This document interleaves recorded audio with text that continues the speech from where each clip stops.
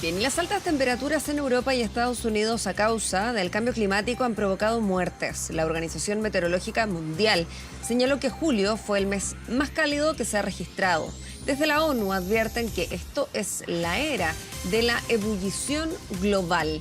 Para profundizar sobre este tema estamos con Alejandro San Martín, magíster en medio ambiente y especialista en cambio climático. Alejandro, ¿cómo estás? Muy buen día. Hola, buenos días, Josefa. Bien, gracias. Bien, bueno, preocupada, me imagino como todos. Lo primero que uno se pregunta a raíz de estas declaraciones, ¿no?, ocurridas hace tan solo unos días, donde se establece este nuevo concepto, uno se pregunta si hemos hablado del cambio climático, hemos hablado de la crisis climática, ahora de la ebullición, global. Uno se pregunta si esto, además de la nomenclatura, implica algo más, además del nombre. ¿Esto en qué se traduce finalmente? ¿Tiene que ver con las temperaturas? ¿Tiene que ver con la cantidad de fenómenos registrados? Bueno, es toda una parte del mismo fenómeno que el cambio climático, que estamos sufriendo ya desde un par de décadas, pero que ha ido progresando significativamente. Y este año en particular se ha ido sumando a otros fenómenos naturales, como la corriente del Niño, y por lo tanto estamos viendo fenómenos exacerbados respecto a los años anteriores de calor en el hemisferio norte, sobre todo. Y por lo tanto se le ha ido poniendo distintos rótulos que tienen que ver con la gravedad de los fenómenos que estamos viendo. Claro, pero por eso yo le consulto qué tanto más grave es. ¿Tiene que ver con estas últimas indicaciones que se dieron respecto a que aumentó la temperatura promedio de la Tierra, por ejemplo? ¿Tiene que ver con algún indicador o es simplemente decir que estamos cada vez peor? Bueno, cada vez la temperatura ha ido subiendo, por lo tanto estamos cada vez peor, eso es cierto. Lo que hay que tener en consideración que esto no es la respuesta al calentamiento global no es una respuesta lineal, vale decir si subo 0,1 grado es un poco peor que el año pasado, sino que hay efectos sinérgicos, vale decir se encadena una serie de fenómenos de temperatura de la atmósfera con la del agua, con el pH del agua, que van generando que el calentamiento se acelere. Por lo tanto, lo que vemos es que estamos en un umbral en el cual estamos próximos a atravesar, en el cual realmente no sabemos muy bien cómo se van a comportar los patrones climáticos. Claro, cuando hablamos de esto, que cada cierto tiempo tenemos que hablar con algún magíster especialista en cambio climático o algún climatólogo, porque en el fondo lo que nos dice el cambio climático y las circunstancias en las que nos encontramos hoy día es que estos episodios, lluvias, incendios, altas temperaturas van a ser cada vez más frecuentes y cada vez más intensos. Uno se pregunta también qué ha pasado en todos estos años desde que comenzamos a hablar de cambio climático, crisis climática, donde en algún momento los países suscriben acuerdos, se comprometen mundialmente con mejorar el tema de sus emisiones para ralentizar esto. ¿Cómo en todo este tiempo no hemos podido revertir o al menos ralentizar los efectos de contaminantes que nos están llevando a esta crisis? ¿Se ha podido avanzar algo o ralentizar algo? ¿Qué ha faltado además? Bueno, efectivamente, toda organización, digamos, o estrategia para combatir el cambio climático nace a partir de la cumbre climática en Río 92, ya hace varias décadas. Desde entonces, desde el año 94, han ocurrido las famosas COPs, que son estas reuniones donde están todos los países y se proponen acuerdos, se toman medidas, se realizan anualmente. Sin embargo, vemos reacciones muy disímiles entre las distintas zonas del mundo en cuanto a los compromisos y al cumplimiento de los compromisos sobre todo. Por ejemplo, si tomamos Europa, ellos ya han empezado a disminuir realmente sus emisiones de gas efecto invernadero. Pero tenemos a Norteamérica y sobre todo a Asia también con China que no lo han hecho. Y como ellos son los grandes pilares de la economía mundial, donde está la población, en Asia sobre todo, el efecto global no ha sido de disminución, sino que seguimos aumentando.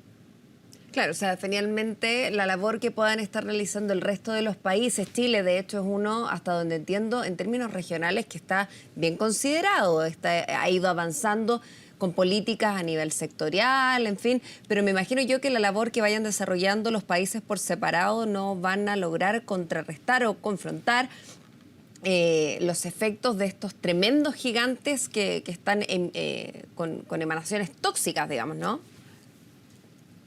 Claro, por supuesto, esto sí, hay que entender que este es un fenómeno global, por lo tanto, una tonelada de CO2 emitida en China es igual que una tonelada de CO2 emitida en Sudáfrica, en Chile o en cualquier lugar del mundo. Por lo tanto, mientras no logremos controlar las emisiones globales de todos los países en conjunto, el problema no va a retroceder. Ya hemos estado viendo justamente en las imágenes de apoyo que estamos mostrando a esta hora en la mañana, vemos justamente los incendios, que es una imagen que lamentablemente se repite en nuestro país todos los veranos. Es lo que está ocurriendo en este momento en países de Europa. Hace, no sé, 4 semanas atrás tuvimos los 52 grados en una zona de China.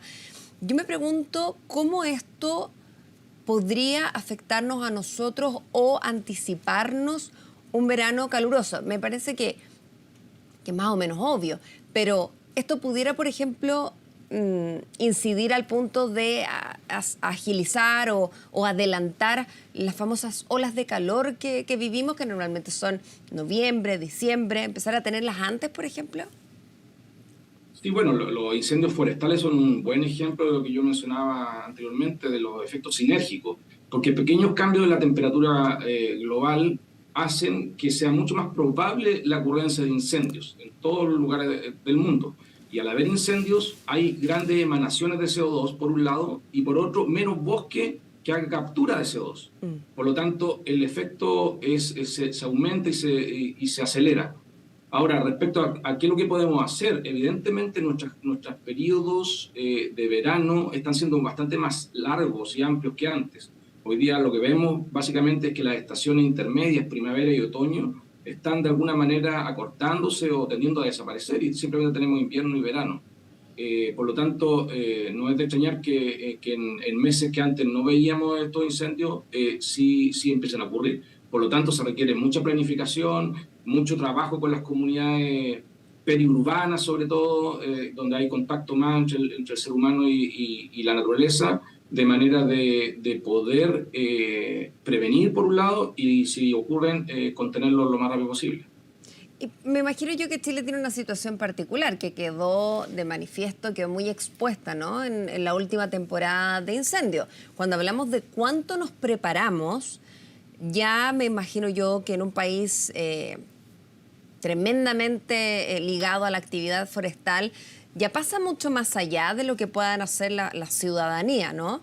Sino que acá hay una regulación que quedó evidenciada o una falta de regulación que quedó evidenciada, porque a la larga estamos hablando de cómo prevenir esto, cómo prepararnos mejor. Y vimos que hay falta de regulación, hay falta de planificación urbana, o sea, como en el fondo, ¿hacia dónde Chile, por ejemplo, tendría que dirigir sus tareas, su preparación de cara al próximo verano? Si ya no lo hizo, digamos, o sea, nos quedan 6 meses y menos para que empiece la nueva temporada de incendios, que ahora creo que parte en octubre, si no me equivoco, septiembre. Entonces, en el fondo, sí. ¿Hacia dónde debiese apuntar esa preparación? De manera de enfrentar de mejor forma episodios como estos que se van a seguir repitiendo. Bueno, evidentemente en algunos meses no es tanto lo que se logra hacer. Esto es una planificación que tiene que tener años entre el Estado y las empresas forestales en este caso. En nuestro país tiene la característica de que la gran cantidad o la mayor cantidad de hectáreas está en algunas pocas manos de empresas, por lo tanto es relativamente o sería relativamente fácil trabajar con ellas para exigir regulación en cuanto a los cortafuegos, a los patrones de siembra, las densidades de siembra de los árboles, de manera de poder de alguna manera controlar la magnitud de estos efectos. Otra cosa es lo que hacemos ya en la zona urbana, o como dije, en las zonas periurbanas, donde el Estado probablemente tiene un rol mucho más importante de limpieza en cuanto a que los desechos agrícolas y forestales se traten o se manejen de una forma correcta, de manera que no esté ahí una gran masa combustible dispuesta o disponible para ser quemada. Claro. Ahora, ¿cuánto nos hemos preparado en términos de salud? Porque en el fondo lo que estamos viendo con estas imágenes, por ejemplo, de altas temperaturas, gente que se busca, ¿no?, la sombra, hidratarse, en fin. Hemos sabido ya de cuántas muertes a raíz de esto. Todos los veranos, incluso también en nuestro país, ocurren muertes asociadas a las altas temperaturas. ¿Cuánto se ha trabajado para poder enfrentar esto? Que a mí lo que me dice es que todos los veranos vamos a tener temperaturas más altas, no menos, no más bajas. Entonces, ¿cuánto nos hemos preparado en términos de, como seres humanos, saber enfrentar esto? Y lo otro, ¿cómo nos podemos preparar también en ese sentido? Tiene que ver con una capacitación de reacción rápida, no sé, en los hospitales, en la red asistencial, no sé, disposición de botellas de agua y camiones hidratantes en las calles, como ocurre en otras partes del mundo. Sí, algo que es importante hacer notar que hay una gran diferencia entre una ciudad o un pueblo con baja arborización que uno con alta arborización en cuanto a temperaturas. Los árboles urbanos juegan un rol fundamental en la regulación y moderación de la temperatura a nivel de ciudades. Por lo tanto, un plan de arborización correcto, con especies adecuadas para cada ciudad del país, es fundamental.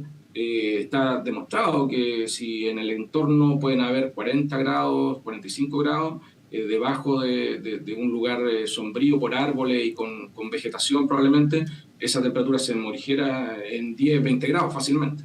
Por lo tanto, eso es un primer pilar que deberíamos estar afrontando desde ya. Y por otro, ya una vez que existe la ola de calor, por supuesto, que hay que proteger a la población más vulnerable, adultos mayores, con medidas como las que nombrabas tú, y también, por supuesto, bajar la intensidad de algunas actividades en las horas de más calor.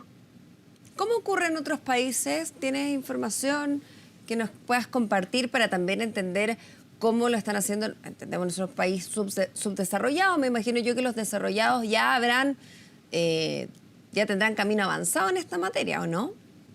Bueno, aquí hay dos, digamos, sectores de la población. Una, que es la que se expone al calor por trabajo, que de alguna manera está obligada a estar a ciertas horas en la calle o expuesto al calor. Y ahí hay grandes debates hoy día a nivel mundial. Si uno ve Estados Unidos, hay una pelea allí entre cortes estatales y Corte Suprema por algunas legislaciones laborales que permiten proteger a los trabajadores agrícolas de la construcción en horas punta de calor.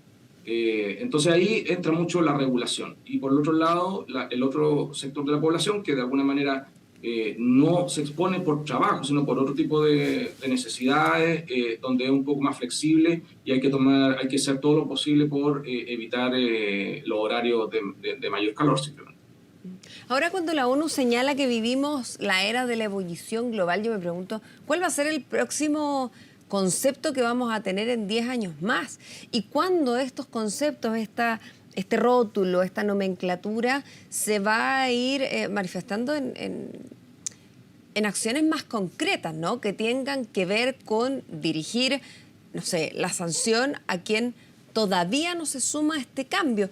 ¿Cómo crees tú cómo proyectas tú también esto? Porque a la larga es una cosa de no parar. Vamos a seguir aumentando las temperaturas, los episodios críticos climáticos se van a seguir presentando.